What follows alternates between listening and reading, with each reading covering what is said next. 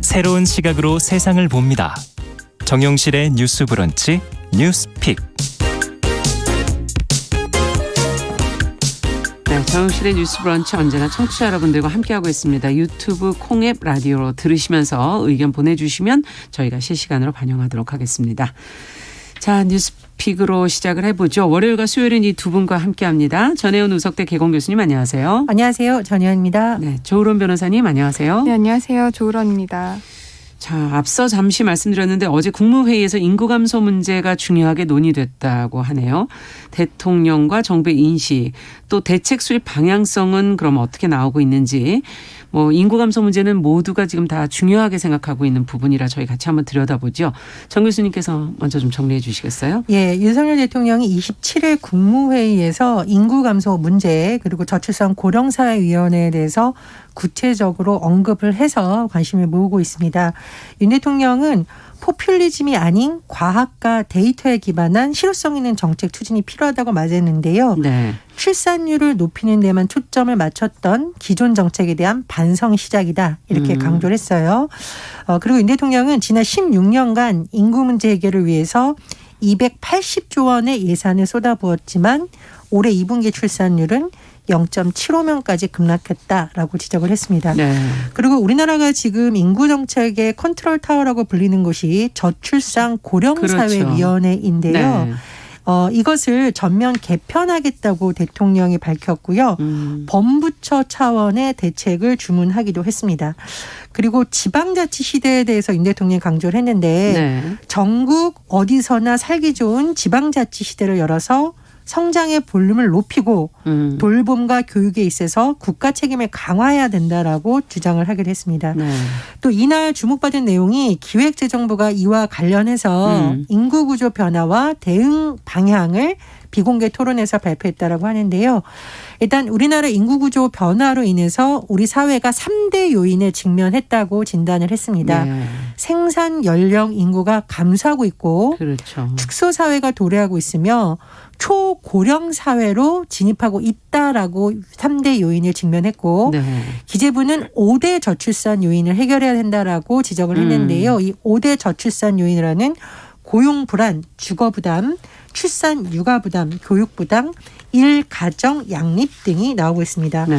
그리고 이 내용과 더불어서 주목받는 내용이 두 가지 정도가 있는데요. 일단 여권에서는 인구 감소의 대안으로서 거론되는 방법 중에 하나가 한동훈 법무부 장관이 거론했던 이민청 신설 일 대안으로 지금 거론하는 분위기도 있다고 하고요. 네. 또 오세훈 서울시장은 외국인 육아 도우미 정책을 윤 대통령에게 제안하고 있다라고 합니다. 네. 오세훈 시장이 페이스북에 쓴 내용에 따르면 외국인 육아 도우미가 양육에 초점을 맞춘 정책인데 한국에서 육아 도우미 고용하려면 월 200만 원에서 300만 원이 드는데 싱가포르의 외국인 가사 도우미는 월 38만 원에서 76만 원 수준이다. 그렇군요. 그래서 범정부 TF에서 비중 있게 다뤄달라는 것을 건의했다고 합니다. 네.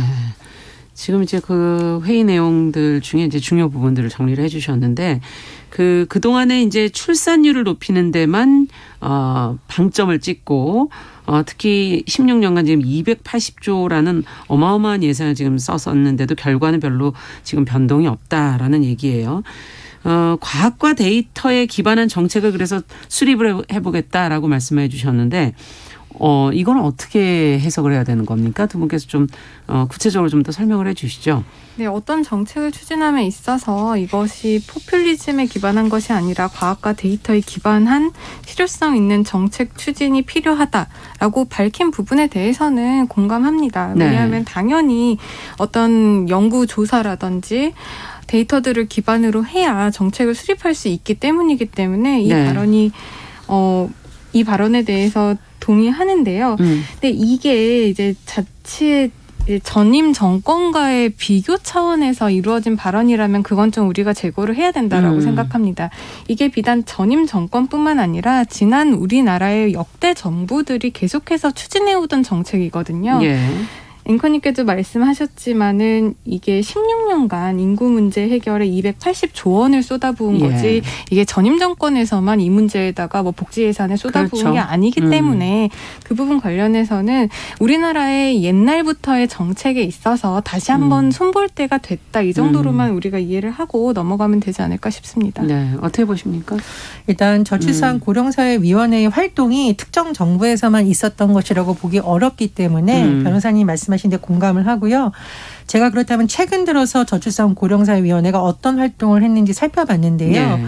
2021년에 보면 가족 다양성 포럼이라는 걸 했습니다. 그래서 가뜩이나 우리가 저출생 문제로 고민을 하는데 가족의 개념을 너무 협소하게 하다 보니 오히려 생활과 돌봄을 하는 데 있어서 가족들에게 모든 책임이 전가된다라는 차원의 그런 포럼도 했었고요. 2021년 6월 당시 저출산 고령사회위원회는 지역 인구 감소 대응과 관련한 포럼을 해서 이거 똑같은 지방인데 여기는 어떻게 이렇게 인구가 늘었지라는 것을 출생의 문제뿐만 아니라 청년 인구 유입 방법이라던가 이런 것을 통해서 다각적으로 분석을 한 바 있습니다. 그래서 변호사님 말씀 중에 제가 굉장히 공감하는 것은 이것은 이제 정치적 차원으로 전 정부는 다 잘못했고 그러니 다 뒤집겠다라는 차원보다는 어떤 측면에서는 효과가 있었고 어떤 측면에서는 부족했다고 조금 더 과학적으로 설명을 해줘야 국민들의 공감대를 얻을 수 있다고 생각을 하고요. 그리고 더불어서 윤석열 대통령이 강조한 지역의 중요성은 사실 지역균형 발전이 우리나라에서 본격적으로 화두가 되고 정책적으로 추진된 것은 참여정부 때입니다. 네. 국가균형 발전이라든가 세종시 이전 추진은 또 전임 정부에서 이룬 부분이 있기 때문에 연속성을 가질 수 있는 부분까지 우리가 부정할 것은 아니고 다만 어떻게 더 발전시켜 나갈 것인가라는 측면에서 접근하면 더 효율적일 것으로 보입니다. 자, 지금 기재부가 지금 한 5가지 정도의 그 저출산 요인을 짚어줬는데요. 지금 이 부분이 해결이 돼야 결국 인구 문제가 해결이 되기 때문에 이 5가지를 한번 들여다보시면서 무엇이 가장 중요하다고 보시는지 아니면 이 외에 더 또 중요한 게 있는데 빠뜨린 게 있다고 보시는지 두 분 의견을 좀 들어보죠. 이제 기재부가 저출산 요인에 대해서 고용 불안, 주거 부담, 출산 육아 부담, 교육 부담, 일가정 양립 이렇게 5가지 요인을 제시를 하고 있는데요. 저는 이 5가지 중에서도 출산 육아 부담이 가장 중요하다라고 생각을 합니다. 사실상 출산 육아 부담을 낮추기 위해서 주거 부담도 덜어줘야 되고 아이들에 대한 교육비 부담이라든지 일가정 양립, 고용 불안 이런 것들이 어떻게 보면 다 출산이라든지 육아를 하는 데 있어서 그 가정의 부담은 덜어줄 수 있는 요소거든요.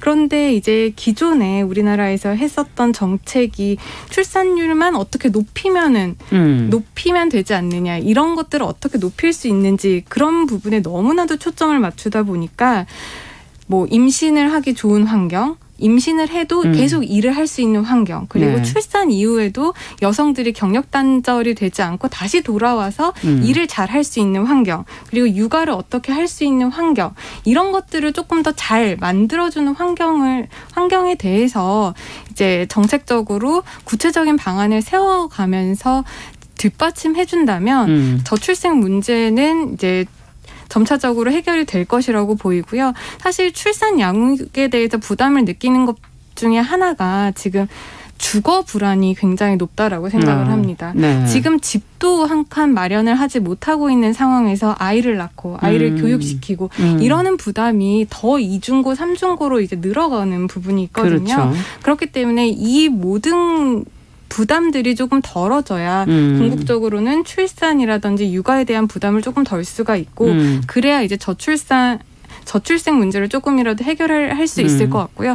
또 하나 말씀드리고 싶은 거는 이때까지 정책들이 정권이 바뀌면 너무나도 많이 수정이 돼요. 네. 그렇기 때문에 이 저출생 문제라든지 인구 감소 문제는 우리나라가 존속하는 한 계속해서 이루어져야 되는 정책이고 또 관심을 가져야 한 부분인데도 불구하고 정권이 바뀌거나 아니면 어떤 정쟁의 싸움의 대상으로서 이 정책들이 대립을 하고 있기 때문에 지금에서라도 이게 중장기적인 플랜을 만들어서 지속적이고 체계적으로 관리가 되었으면 좋겠습니다. 네, 정 교수님께서는 어떻게 보세요?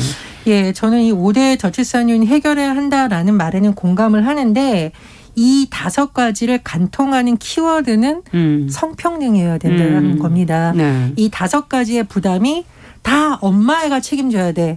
그리고 예를 들면 일가정 양립해주게 엄마들만 육아휴직 쓰게 해준다고 하면 어떤 엄마가 겁나서 아이를 낳을 수 있겠어요. 아무리 네. 부담을 덜어준다고 하더라도 오로지 독박으로 해야 되는 독박 육아를 쓰게 되면 여성들이 이걸 기피할 수밖에 없습니다. 그래서 아주 우리가 현실적으로 봤을 때 출산을 하는 것은 엄마의 몫이라고 하더라도 출생에 둘러싼 다양한 부분은 성평등하게 책임지는. 온 가족이 같이 한다. 더 나아가서는 국가가 책임진다라는 제도가 됐을 때 이것이 가능하다고 보고요.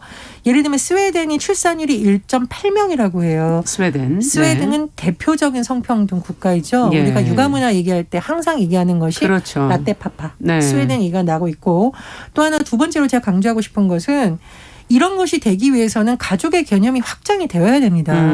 예를 들면 동거부부가 있어서 아이를 가졌을 경우에는 그럼 어떻게 해야 되냐. 그래서 우리가 가족의 개념에 대해서 프랑스 같은 곳에서도 혼인한 그렇죠. 부부뿐만 아니라 동거를 하고 있는 부부들이 법적인 지원에서 차별받지 않도록 하는 정책과 맞물려서 출산율 제고에 영향을 줬다는 걸 말씀드린 바 있잖아요. 그래서 이 5가지도 맞습니다만 지금 여성가족부를 둘러싼 논란 이런 걸 크게 확장해서 보면 다 연관되어 있습니다. 그래서 성평등 문화를 우리가 좀 고착을 시키고 더불어서 가족의 개념을 좀 폭넓게 수용하는 것도 같이 맞물릴 때 더 효과가 있을 거라고 봅니다. 네, 지금 김근아님께서는 의식 문제도 좀 계몽이 돼야 되지 않겠는가라는 지적도 해주셨고 또 4222번님께서는 행복한 나라가 행복하면 아이를 낳지 말라고 해도 아이를 낳고 싶어질 것 같다라는 의견도 좀 보내주셨습니다. 자, 이민청 얘기도 있고 국가 육아 도우미 정책 이런 구체적인 얘기들이 있어서 그 구체적인 정책에 대해서 두 분께서 좀 짚어봐 주시겠어요? 먼저 이민청 얘기 잠깐 좀 해볼까요? 조 변호사님. 지금 인구 감소에 있어서 또 하나의 대안으로 떠오르고 있는 것이 특히 한동훈 법무부 장관이 거론한 이민청 신설인데요.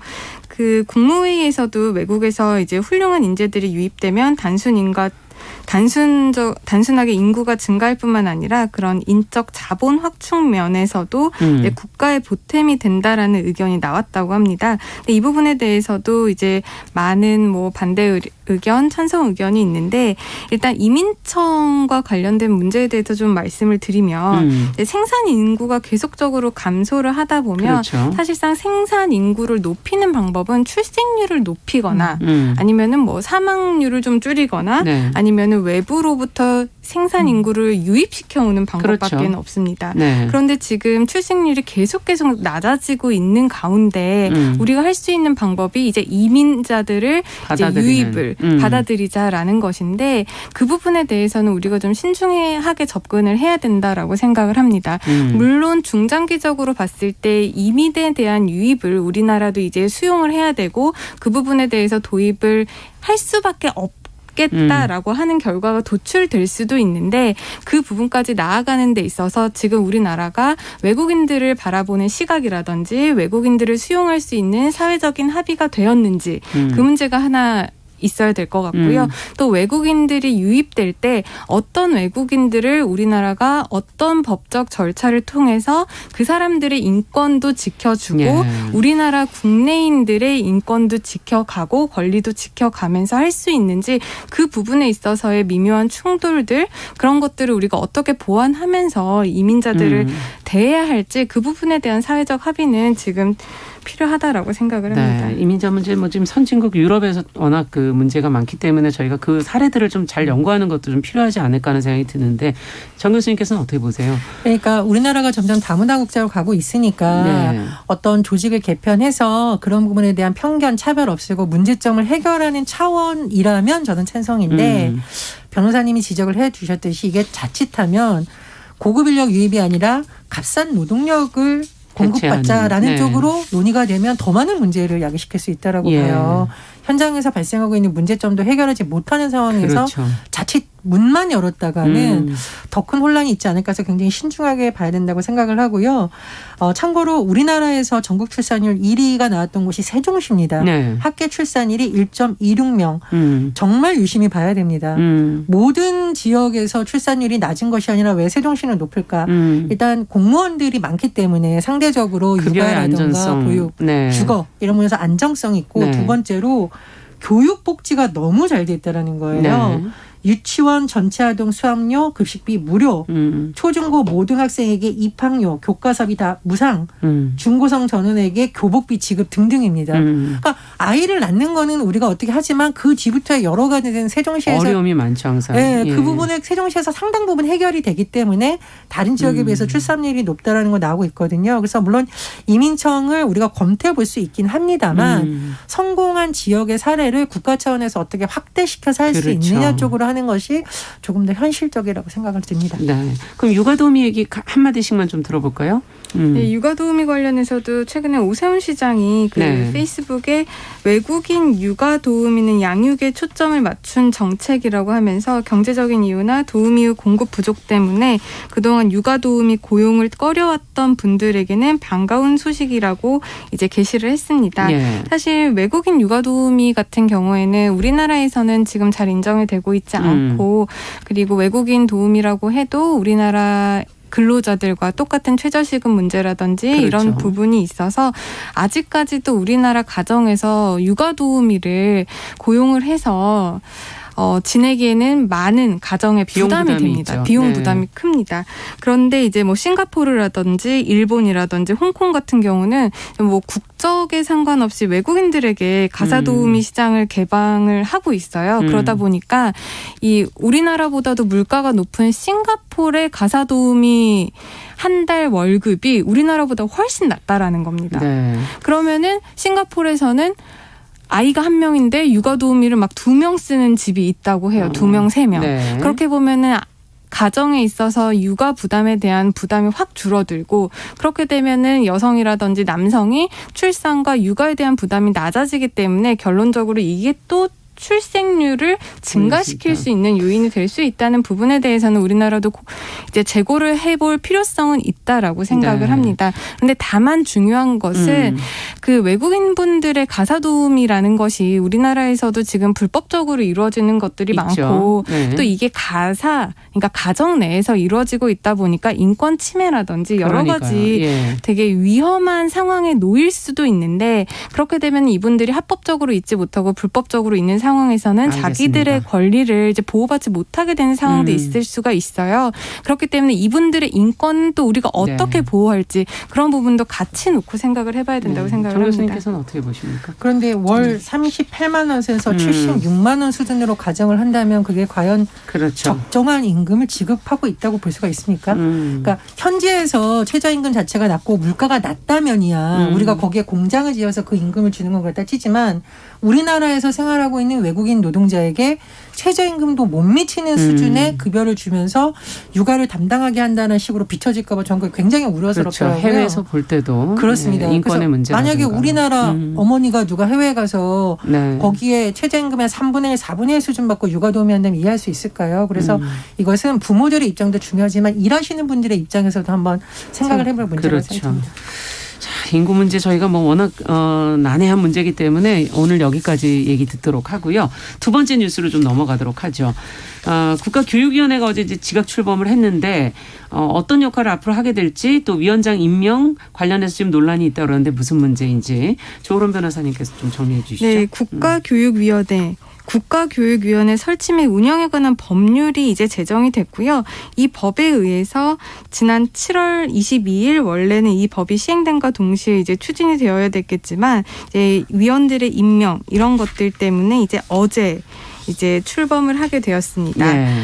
어제 27일 윤석열 대통령이 이배영 국가교육위원회 위원장에게 임명장을 수여를 했고요. 이 국가교육위원회라는 것은 이제 대통령 직속 기구입니다. 네. 그래서 사회적 합의를 바탕으로 중장기 교육 제도와 교육 여건을 개선하기 위한 10년 단위의 국가교육 발전 계획을 수립을 하고요. 또 교육 정책에 대해서 국민의 다양한 의견을 수렴, 조정하는 역할을 하는 합의체 행정위원회입니다. 그리고 이게 어제부터 출범이 되었으면서 올해 말까지 2022년 개정 교육과정도 이제 심의 의결을 해야 됩니다. 그런데 지금 임명된 이배용 국가교육위원회 위원장과 관련해서 여러 가지 의견들이 나오고 있는데요. 네. 일단 이 위원장 같은 경우에는 윤 대통령 당선인 시절에 특별 고문을 맡았었고요. 현재 대통령실의 청와대 관리 활용자문단 단장도 겸임을 하고 있습니다. 예. 그리고 과거에 이화여대 총장, 그렇죠. 한국대학교육협의회 회장, 한국학중앙연구원장 등을 지낸 경력이 있는데 문제가 되는 거는 박근혜 정부 당시에 국정교과서 편찬 심의위원회 부위원장을 맡았었습니다. 네. 그런데 그 당시에 이제 한국사 교과서 국정화 작업을 하면서 이념 편향성 논란이 일었었고 이 때문에도 이번에 임명된 이 위원장에 대해서 계속 사퇴를 해야 되는 것이 아니냐라는 비판적인 여론이 일고 있습니다. 네. 자, 어떻게 보시는지 이번 국가교육위원회에 지금 이배용 위원장 뭐 임명될 거란 예측 보도 나올 때부터 이제 우려들이 제기가 돼서 두 분의 입장도 좀 들어보고 싶네요. 근데 이 국가교육위원회는요. 네. 사회적 합의를 기반으로 해야 되는 기관입니다. 다른 위원회와 다른 몇몇 위원회는 합의를 하기 위해서 뭐 이렇게 위원 추천 과정도 교육계 이렇게 다양한 분야에서 맞잖아요. 그렇죠. 그러다 보니까 논란이 더 커지고 있는 겁니다. 너무 정치색이 짙은 인물이 위원장이 됐을 경우에 내부에서 합의가 되는 것이 아니라 오히려 정치적인 어떤 목적 때문에 이러는 거 아니냐라는 의심을 살 수도 있고 네. 내부에서 오히려 논란이 제기될 수 있기 때문에 보수 진보를 떠나서 너무 한쪽으로 치우친 인물이 되면 안 된다는 우려가 제기됐거든요. 저는 그런 부분에 있어서의 지적은 타당하다고 보고 윤석열 대통령이나 위원장도 이런 부분에 대해서는 좀 여론을 청취해볼 필요가 있다고 봅니다. 어떻게 네, 보세요? 저는 이 국가교육위원회가 잘 이제 운영이 되었으면 하는 게 가장 큰 바람인데요.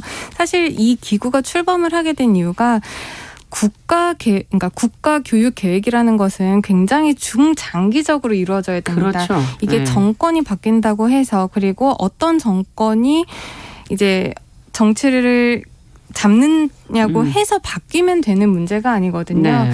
우리나라 교육의 문제는 굉장히 중요한 문제이고 많은 국민들이 이 부분과 관련해서 이제 관심을 가지고 있습니다.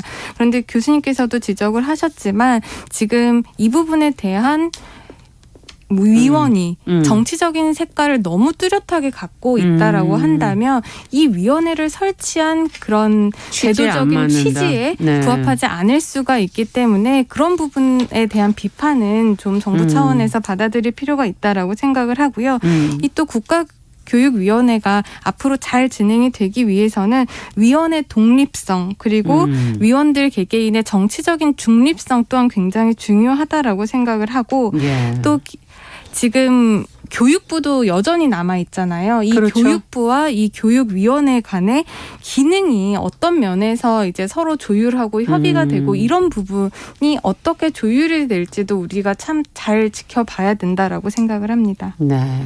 지금 두 분께서 얘기해 주신 것처럼 이렇게 국가교육위원회를 비롯하여 여러 가지 정치적 중립성이 필요한 위원회들이 워낙 많다 보니까 그런 것에 임명을 하는데 인사를 임명하는 데 있어서의 어떤 부분을 고려해야 될지 한번 좀 생각을 해보게 되는 사안이었던 것 같습니다. 자, 뉴스픽 오늘 조으론 변호사, 전혜연 교수 두 분과 함께 이야기 나눠봤습니다. 자, 정용실의 뉴스 브런치 1부 마치고 잠시 후 저는 2부에 뵙겠습니다. 11시 30분부터는 해당 지역 방송 보내드립니다.